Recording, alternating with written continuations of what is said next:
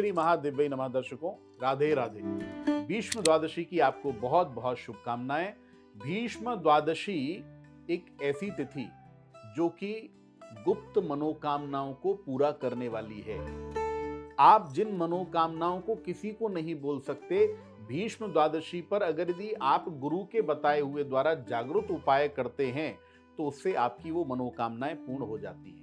आपके घर में अगर यदि किसी पूर्वज की, पितर की अगर अकालिक मृत्यु हुई है और उसके कारण अगर कुंडली के अंदर पितृदोष बना हुआ है तो उसके लिए भी यह तिथि बहुत गजब की है।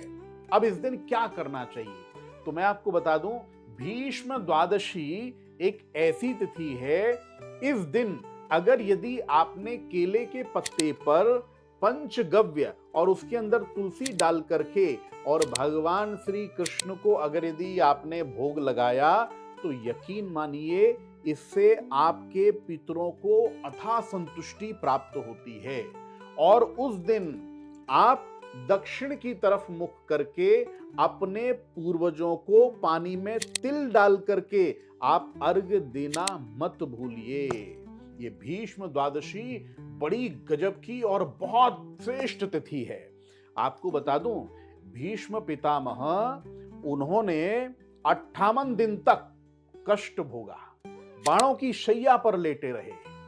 अर्जुन ने उनको लिटा दिया, लेकिन सूर्य दक्षिणायन होने के कारण उन्होंने प्राण नहीं त्यागे, उन्होंने इंतजार किया। सक्षमता देखिए, बड़ी गजब की सक्षमता। और जब सूर्य उत्तरायण हुए तब उन्होंने प्राण त्यागे। तो मैं आपको बता दूं, ऐसे ही अगर यदि बाण शैया, कई बार जीवन के अंदर हमारे भी ऐसे बड़े बड़े कष्ट आ जाते हैं, हमें भी लगता है कितना भयंकर भारी कष्ट है, कितनी परेशानी है, वो कोई बाणों की शैया से कम नहीं है। तो अगर यदि आप भी ऐसी कष्टों से अगर यदि आप जूझ रहे हैं तो भीष्म द्वादशी को ये जो बताया हुआ जागृत उपाय है इसको अवश्य कीजिएगा।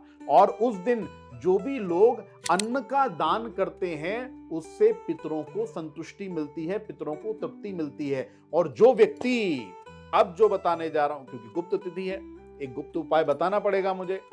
जो भी व्यक्ति अपने पितरों का स्मरण करके, तिल होते हैं ना, तिलों को लेकर मानसिक संकल्प करते हुए, तिल रख लीजिए सामने, हाथ में जल लीजिए और आप मानसिक संकल्प लीजिए कि यह तिल मैं अपने पितरों को प्रसन्न करने के लिए, तृप्त ही नहीं प्रसन्न करने के लिए मैं यह तिल दान करता हूं।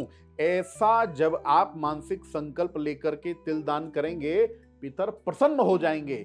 बात तो हमारी होती रहती है पितरों के विषय में, लेकिन हम तृप्ति की बात करते हैं, पितरों को शांत करने की बात करते हैं, लेकिन ये जो उपाय है ये पितरों को प्रसन्न कर डालेगा। तो भीष्म द्वादशी पर ये जागृत उपाय करना भूलिएगा मत। ओम श्री महादेव्यै नमः।